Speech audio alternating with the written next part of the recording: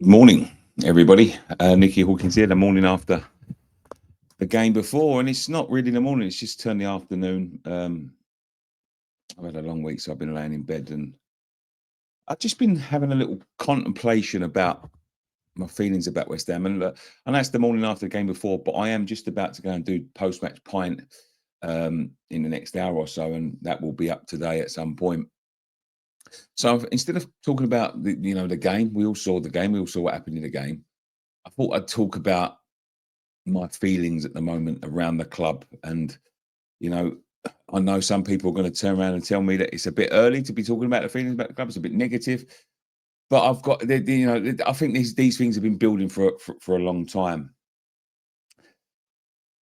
Life was always about West Ham for me since I was a little kid. And I've grown up privileged enough to be within touching distance of the ground all my life. And back in the days when I was a little kid, you have ups and downs in life. Everyone has ups and downs in life.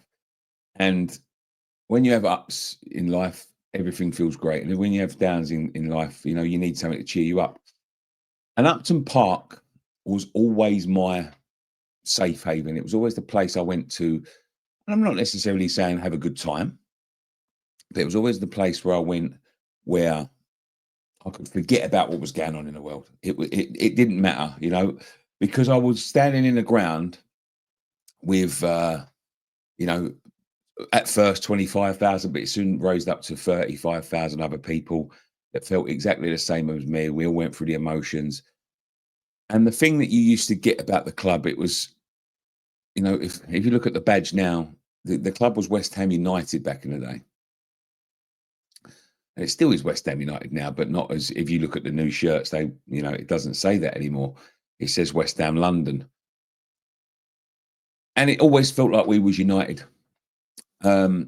Listen, I've seen more bad times than good times, but I always enjoyed getting over to Upton Park and screaming and shouting and, putting my voice towards supporting my football club. 15 years ago, David Sullivan took over, and I must say, at the start, I was very positive about him taking over. He seemed to be a West Ham fan. He saved us from administration. But when I look about, this is going to sound fucking mad to say this, but when I look about, in hindsight, about what was happening back in the day, sometimes I think we'd have been better off going into administration, because apart from, probably the greatest day of my life, David Sullivan has always been at war with the fans. Since day dot, since he got in there, he's all he wanted to do was tell lies and manipulate his situation and his running of the club to sound like the only way to run the club. And listen, he put in money, and we went from Upton Park, and we had bad seasons, we got relegated, we came back up, we had good seasons, we had ups, we had downs, we've had many managers over the years. And then we moved to the London Stadium. Now, we all know the London Stadium move was a disaster, but everybody went now as one, hoping that we can turn that place into the new Upton Park. And I knew it was never going to be the same, but you wanted to get the people and the atmosphere, the kind of people that used to go to Upton Park to get to that ground and support the football club, and possibly make some sort of atmosphere, make some sort of identity of a football club. Now, it is no coincidence to me that when they moved from from Upton Park to the London Stadium, they did take off United off the football shirt, because I think that their plan all along is to get divide and conquer going in their favour. I don't think they wanted the same sort of atmosphere that there was at Upton Park. It was hostile. It was rough. It was it was working class. It was grassroots. Now we've moved into some posh, it's not even custom made, but in terms of, the space they've got, the land they've got, the privacy they afford themselves. If you think about David Sullivan, when he used to go to Upton Park, he used to have to walk through the crowd. Now he goes down into an underground car park and don't have to see a fucking soul till he leaves. And he took away United from the badge. And I don't think that was done purposely. But I do think that is an iconic moment in the history, because what we have gone through since we've got to this place is the United has gone. People are slipping away year after year after year. And I know Lawless done a video a couple of weeks ago saying 5 reasons why he give up his season ticket. And I'm going to tell you why I didn't give up mine. I love this club with all my heart. It's embedded in me. It's embedded in my family. I grew up in Canning Town, a stone's throw away from where this club was created. My family was West Ham. My grandparents were West Ham. My grandparents were West Ham. It goes all the way back to the formation of the club. And when I went to Upton Park, and when I went to football in general in the 90s, early 2000s, I actually felt like we meant something to the club. They wanted us there. When I looked at the ground last night and the amount of people that have left, this is the first time I've been back to the London Stadium. I looked at the team. I looked at the passion. I looked at the lineup. I looked at everything around me. It's not there anymore for me, and the reason why I didn't give up my season ticket is, in terms of what we do, I felt obliged to be there. I've been there through the good times and the bad times. And although everyone's leaving and saying it's due, gone, the old club is gone, I still think, there is a core of the, very few now, but a core of of what made up the spirit of Upton Park still there in the London Stadium. We just have to find a voice. And if I walked away from the stadium and I walked away from what's going on at the moment, I never got asked to do this. I took it upon myself to become the person that gives the voice of the fans every game, come rain or shine. If I'm there, you're speaking to me and you're giving your voice. And at the moment, the way the club is going, we need that voice more than ever. More than ever. And when I see what's going on in terms of the team, in terms of what happened last year, and there was rumblings of it last year when he took away the concessions, he don't give a fuck about us anymore. He don't want us there anymore. He doesn't care about how we think the club should be run anymore. And I think that was very evident, the way he run off to Tottenham and sold Kudus to them, because, by God, although we didn't really have a problem with being sold Kudus, we would at least expect a replacement to be made. And we definitely don't want to sell them to them lot up the road.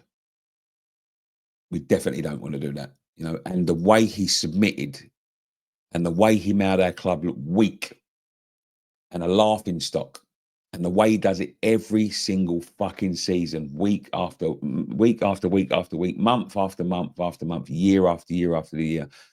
They look for the time when it's right to do these things, when there is no more resistance to what they're going to do. And at the moment, what you're seeing now is the product of so many fucking bad decisions from day dot. Keeping Moyes on, in my opinion. Listen, I know, look, when we go back now and look at it in hindsight, maybe the best thing to do would be to keep Moyes on. But Moyes got offered a contract. It was taken off the table, and he decided to walk away. From the appointment of Lopetegui, from the appointment of Tim Stuyvesant, from the appointment of Graham Potter, and every single thing we've done in between that, apart from the Stuyvesant years, and people say about Will Salthouse clients, and me and Dan had a row. In 2023, he gave Stuyvesant full control of these transfers. There was no Tim Stuyvesant players come in. No David Sullivan players come in. And he very quickly become disillusioned with the amount of money and the speed that Tim Stuyvesant was going out and making signings. The reason I think we use Will Salthouse is because I don't think nobody wants to deal with David Sullivan. You see a very, very sharp intake in the caliber, but although some of them haven't worked out, and Kudus is left, but you look at Lucas Paquetá, you look at Mohamed Kudus, you look at who else did we fucking sign in that time? There was a few people. Tadibo, sorry, yeah, Tadibo, that how highly rated he was. You look at them three signings, and they were, last season they were coups for West Ham. They were big signings, and the season before that, they were big signings. We was doing big things,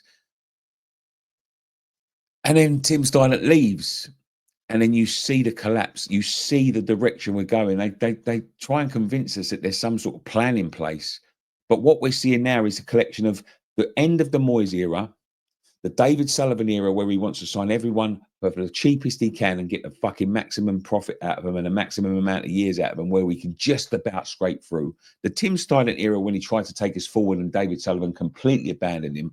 And now the Lopetegui era, where we brought in a load of players that were wrong for the side. And now the Graham Potter era, where he wants to play a certain way. And it's all mishmash into one, and it's one walking disaster waiting to happen.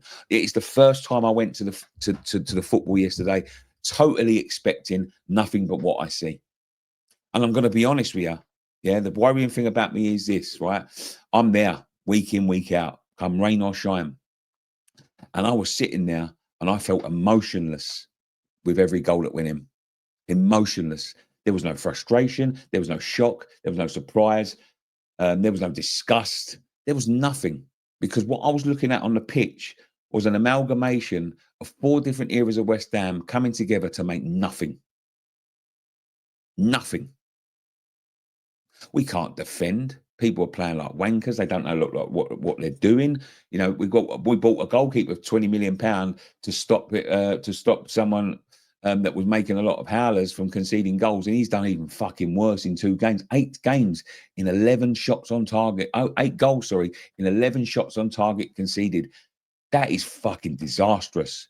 And what we're seeing right now is nobody knows what direction they're going in. There is no direction. They are literally going back to the Upton Park days, when they first took over, where they're just fucking scattergunning fucking bids left, right, and centre, and hoping something sticks, and hoping someone concedes and lets us have a player for the price we want to have the player. If they don't do that, David Sullivan, we've all seen the emails that he sent to, like, when we wanted to sign like William Carvalho and that. If you don't sell us William Carvalho for 20 million quid, we're going to go and sign a player from PSG. There was no fucking player from PSG. He's a con man. He has got no clue how to run a football club. And the fact is, right, he's so fucking isolated from the whole world around him. All he's got is these little people that are making these business decisions for him, and he's just saying yes or no. There is no what's the word? Accountability for him anymore. He doesn't see what's going on. He walks in that ground and he walks out. Remember when we had the protest? Remember 2018 when everyone went around there? They blocked all that off. You can't get up there anymore. He protects himself from criticism, protects himself from the truth, to be quite honest with you, protects himself from seeing what he's done to this fantastic football club and the shambles his decisions have left it in, the money that he's wasted. And it's definitely not all greener than green with what he's doing. Like, there's something going on there. Will Salthouse signing his clients all the time. As I said, I don't think he wants to deal with anyone else, but I do also think there's something else that, let's just say, encourages him to want to sign them players. The club is a mess, and I've seen it bad, and I've always had hope that it would turn around. I'm 2 games into this season, and I know there's a few days left of the transfer window, but I'm telling you now, and I'm going to warn you all now, if we get to that transfer window and nobody else comes in, I don't think we're going to win. And I think we might be one of the worst Premier League teams in history. But the way I've seen them play, the way I've seen them defend, the way I see them set up to defend and concede 8 goals in 11 shots.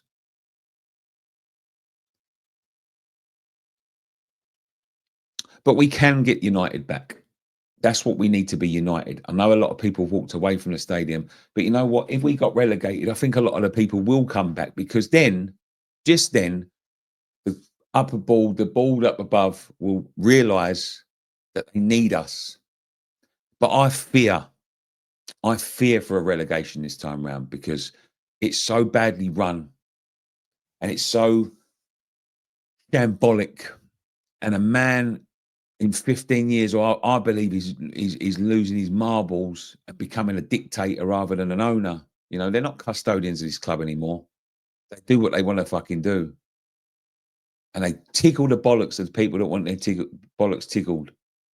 And I'll never be one of them people that have their bollocks tickled. I will be there week in, week out, because West Ham United is in my blood. And I'm scared. I'm scared of the people that have walked away. I'm scared of the people, the good people, the proper embedded, in love with the club fans that we've just walked away because they just no longer feel that they can fight this fight any longer. This man has worn him down to the point that they give up one of their biggest loves. And I want you all back. You need to come back. And I don't mean come back to the games. I'm just saying come back and fight for this football club. This dwarf, I'm not going to say dwarf because that's where, but this tyrant is literally abusing us and abusing our loyalty and abusing our support. And every year, instead of making this better for us, he makes it fucking worse for us and he makes it better for himself. Enough's enough. And listen, I did say the other day that we can't get him out by force, but what we can do is we can keep on speaking about it. And we can, I haven't spoke about David Sullivan for a long, long time. And the reason why I did it, because I've done it so much for 10 years and I was told so many times that I was wrong, that I just stopped saying it, because it's not that I don't believe it and it's not that I don't want to highlight it. It's just it gets fucking boring and it gets tedious saying the same thing over and over and over again. But the more people that start to realize that we was right back in the day, they now want to hear it. And I've already been saying it. But it's time to start again.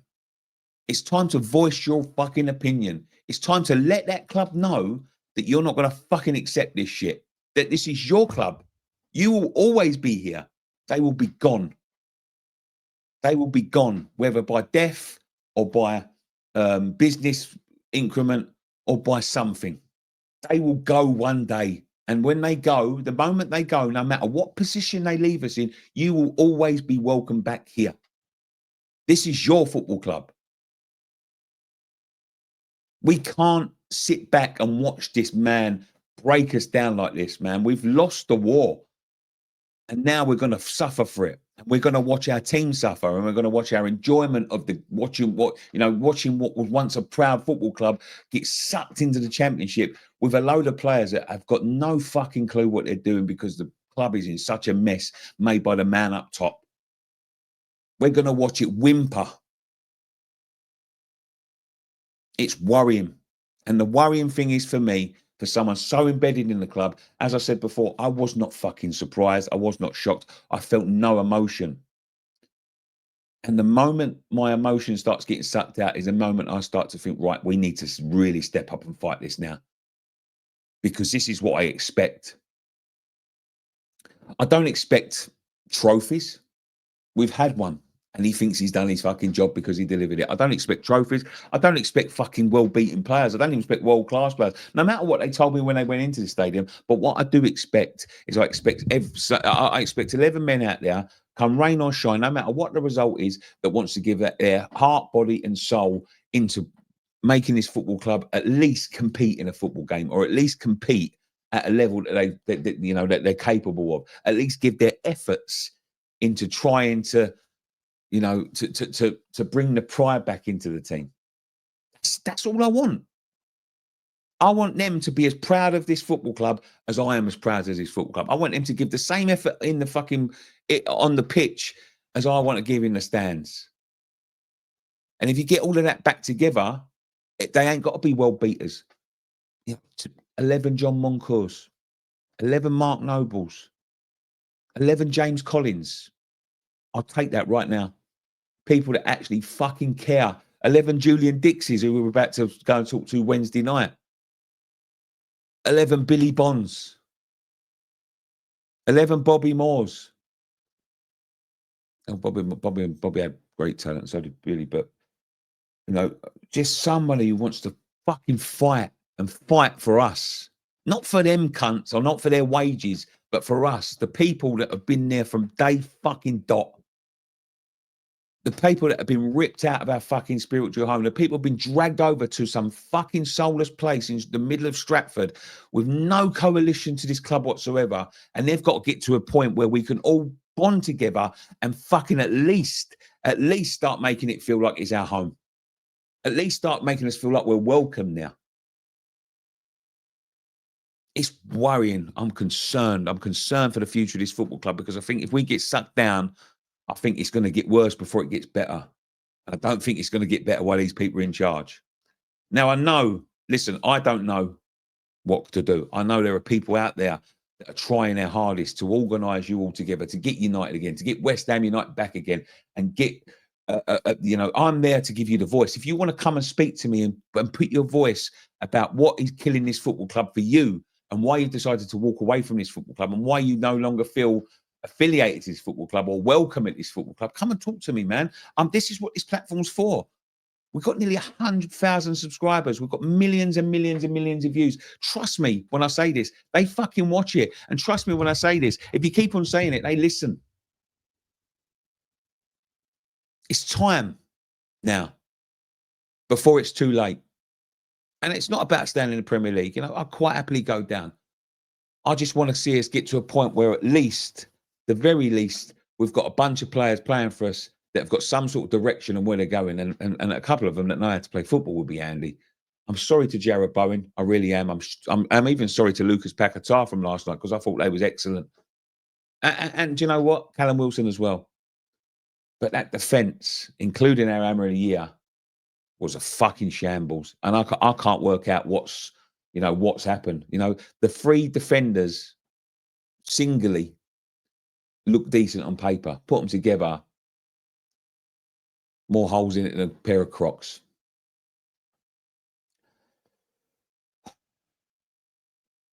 Just depressing at the moment, you know. It's like when I spoke about earlier about things that happen in life. You know, recently, I've had a bit of a rough time over the last couple of months. You know, my father passed away, which I find very hard. But I've had a couple of fallings out with friends that we shouldn't be falling out. Oh, that's getting better now, and it's that's upset me. My life, I've got a beautiful wife and I've got a beautiful child.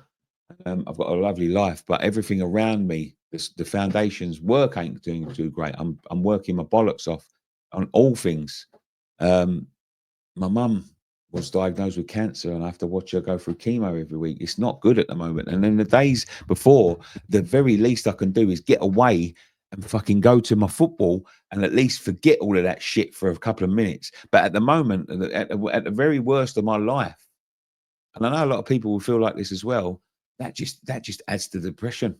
That just adds to the gloom. With everything that's going on around the country, we've got the country's at breaking point. People ain't got money in their pockets. Everyone's trying to fucking get the government are trying to fuck everyone over, and we need something. And this is not it. This is not it. Never mind. Listen, we fight to live another day. And the thing is, I'm going to be honest with you. I can't see the fight. The thing about West Ham is sometimes you can presume what's going to happen. You can turn around and go, do you know what? We're going to go to Chelsea and lose 5-0, 5-1, whatever. Chelsea are going to come here and, we was woeful last week. And they're the games you'll win 1-0. There's no chance of that. Great strike, Lucas Paquetá. Great start. We'll talk about this on post-match time, but let down. Letting us all down. Letting yourselves down. And, yeah, there's a lot to be discussed, but thank you very much for listening. I hope something resonates with you. And listen, I might be totally out of whack. I might be totally out of order. You might think it's totally overreaction. Let me know in the comment section down below. But I'm always here, and I hope to give you all a voice. But there you go. One thing left to say. Come on, you ones.